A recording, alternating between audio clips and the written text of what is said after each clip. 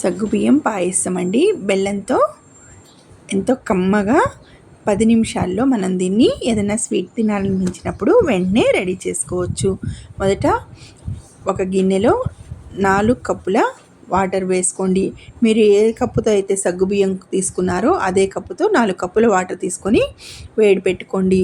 తర్వాత ఒక బాండీ తీసుకొని అందులో 2 టేబుల్ స్పూన్ల నెయ్యి వేసుకొని పావు కప్పు సేమ్యాని మీడియం ఫ్లేమ్ మీద దోరగా వేయించుకోండి.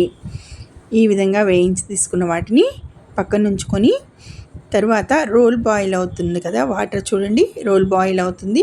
ఇప్పుడు మనం ఇందులో కప్పుడు సగ్గుబియ్యాన్ని వేసి అవి ఒకదానికొకటి అంటుకోకుండా కలతిప్పుతూ మీడియం ఫ్లేమ్ మీద ఉడికించుకోవాలి. తర్వాత ఒక బాండీలో కాస్త నెయ్యి వేసుకొని అందులో జీడిపప్పు, నేను ఒక హాఫ్ కప్పు పచ్చి కొబ్బరి వేసానండి. మీరు ఎండు కొబ్బరి అయినా తీసుకోవచ్చు, ఇంకా కిస్మిస్ మీకు ఇష్టమైన డ్రై ఫ్రూట్స్ని కూడా ఇందులో యాడ్ చేసుకోవచ్చు. ఇంకొంచెం నెయ్యి కూడా ఇష్టమైన వాళ్ళు తీసుకోండి. తర్వాత చూస్తున్నారు కదా, ఇంకొంచెం సగ్గుబియ్యం ఇంకా కొంచెం ఉడకాలి. సగ్గుబియ్యాన్ని ఒకసారి చెక్ చేసుకొని తర్వాత మనము ఒక కప్పు సగ్గుబియ్యానికి గాను 300 గ్రామ్స్ ఆఫ్ బెల్లం తీసుకున్నాము.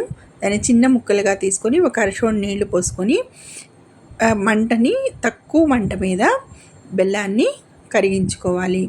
ఇలా కరిగించుకున్న బెల్లాన్ని వడపోసుకొని పక్కన పెట్టుకోండి. తర్వాత చూస్తున్నారు కదా, సగ్గుబియ్యం బాగా ఉడికిపోయింది. ఈ విధంగా ఉడికించుకున్న నాకు తెలుస్తుందండి సగ్గుబియ్యం ఉడికింది వెంటనే. చూస్తున్నారు కదా, ఈ విధంగా మంటని సిమ్లో పెట్టుకొని ఇందులో వేయించి పెట్టుకున్న సేమ్యా చూస్తారు కదా, ఈ విధంగా వేసుకొని మొత్తం ఒకసారి కలతిప్పుకోండి. ఈ విధంగా కలతిప్పుకున్న తర్వాత ఇందులో మనము యాలకుల పొడి కొంచెం ఒక హాఫ్ చెంచా వేసుకొని తర్వాత వేయించి పెట్టుకున్న జీడిపప్పు, పచ్చి కొబ్బరిని కూడా వేసుకొని ఒకసారి కలిపి పెట్టుకొని తర్వాత వడపోసుకున్న బెల్లాన్ని నీటిని కూడా వేసుకొని బెల్లం నీటిని కూడా వేసుకొని అందులో 1 కప్పు కొబ్బరి పాలు, 2 కప్పుల మామూలు పాలండి. మామూలు పాలు కాచినవి, పచ్చి కొబ్బరి పాలు అలాగే పోసాను నేను.